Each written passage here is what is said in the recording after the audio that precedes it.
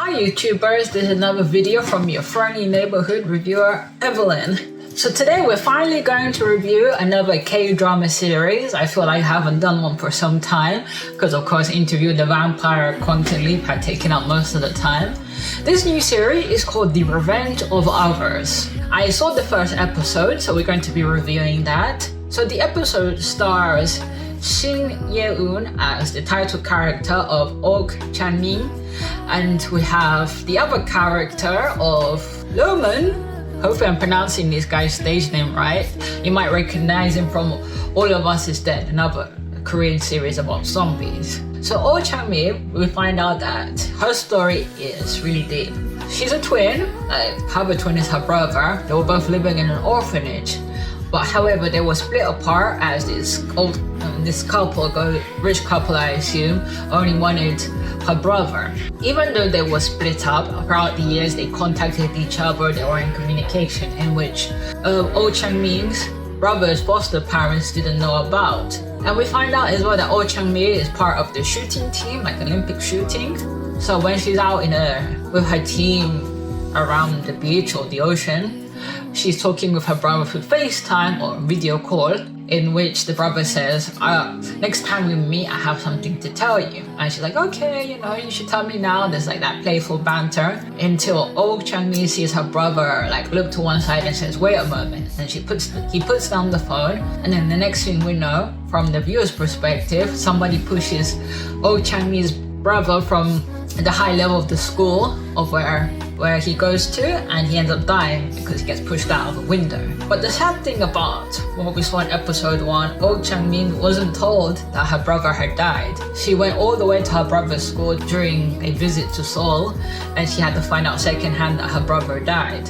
Because of course she knows her brother by the name that they originally had, but when he got adopted, they changed his name to Park Won-sok. And of course, this leaves her devastated. She manages to go to the funeral parlor, and everybody had their little ceremony, and she's telling the adoptive mother of Park Won-sok, why didn't they tell her? And we can see the adoptive mother and the mother more particularly being careless and only assuming it was a suicide. Because Oh Chang-min knows that her brother would never try to kill himself, but everybody says it's a clear case of suicide, in which she tries to tell the police that it's not the case, but the police are dismissing her. So I could understand there was a lot of pain there. I can understand the desperation in her part that she wants to prove that her brother didn't, try to kill himself, because, I guess as a twin, that level of that connection there as siblings, I assume 10 times more powerful. So she comes out with the plan for her senior year to transfer to the same school that her brother used to go to. This leaves all the other team members from her shooting team shocked. Why would she do this? So she does that in the whim, and then she moves into a dormitory next to the school. But before she does that, we get introduced to the character of Ji So-hyun, the actor Lemon. His story. He's a young boy struggling by himself, making deliveries on his motorcycle, and then his mom is in a nursing home, so he's alone. When I see this, I'm like, where's the social services in here? Like, somebody tell me, like, if that's the case, and I don't know whether this is an accurate portrayal of the social services in Korea. Anybody, let me know how it is. And he's working a part-time job. So he gets into a wreck, and he gets admitted to hospital. And on the top of that, somebody goes and steals his motorbike, so he's left with none. So he gets some scans done, and then the doctor says, do you have, anybody that can come with you? I need to tell you some results. And he says, no. And he says, what about a teacher? And he's like, okay, whatever. So he tries to fob it off. And we also find out that he does martial arts, that he's, knows how to handle himself. So Oh Chang-min and Ji So-hyun, they meet when Oh Chang-min inadvertently buys Ji So-hyun's motorcycle, because the fees weren't installed. They put it, let's say, on the listing page, and she ends up buying it. But Ji So-hyun goes and sees her buying the motorbike, and he misconstrues that she's the thief. Even though they have an argument about it, she ends up going off with the motorcycle, and there's a chase. To cut the long story short, she ends up staying with the motorbike, and he ends up staying with another bike that was lent by a friend. So Ok Chang-mi and Ji Soo-hoon go for another collision in which they're both going to the high school for the first time, and she ends up inadvertently colliding with Ji Soo-hyun, in which she's covered in rubbish because she falls into a garbage of rubbish, and Ji Soo-hoon, being somewhat regretful, helps her clean her clothes, but this creates a confusion when Ji Soo-hoon goes and lends his blazer with his name tag to her, and when he goes to the class, he's only wearing his hoodie, and the teacher says, well, where's your clothes? Where's your school uniform? And innocently, Ok Chang-mi goes and says, oh, I have it here. And then the whole class assumes that they're both dating. So within the class, we're introduced to some of the school bullies. I don't know the names. There's one with long black hair.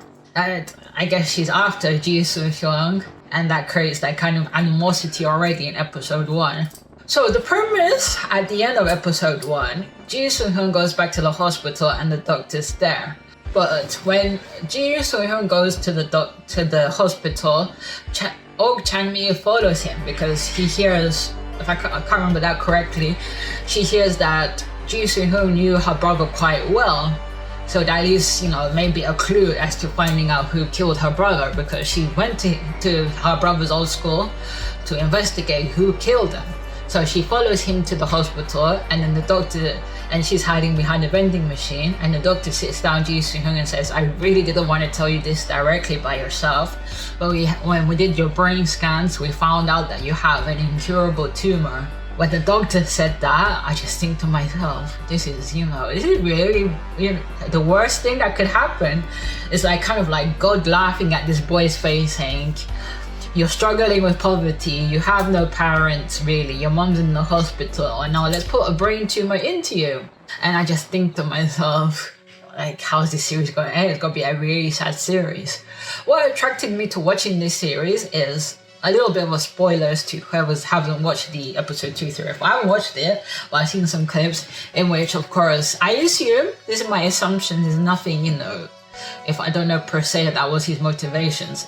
If Ji Soo-hyun has found out he has like 6 months to live, because he did ask the daughter about 6 to maybe 2 years to live, he'll decide to become some sort of vigilante fighting against the school bullies, because that's the other premise of the show, that the assumption clearly is that the school is run by corruption, rich parents, and the hierarchy of school bullies. So it's got to be one of those, if the parents are not going to help, the teenagers will do something more practical, which in reverse is quite sad. And of course there's some action scenes, because in episode 1, Ji Soo-hyun does find the thieves, and there's kind of a fight. So I can see a lot of fighting going on within the series. Well, and the episode ends where Ok Chang-mi goes back to the site in which her brother had been pushed off from the laboratory. It was taped off with a police tape, and he's there, and she's there replaying the day when her brother died, the conversation she had with him.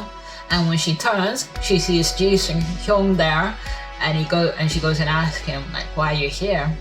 And then he goes and says, well, something reminded me of coming here, so nostalgia, like a memory.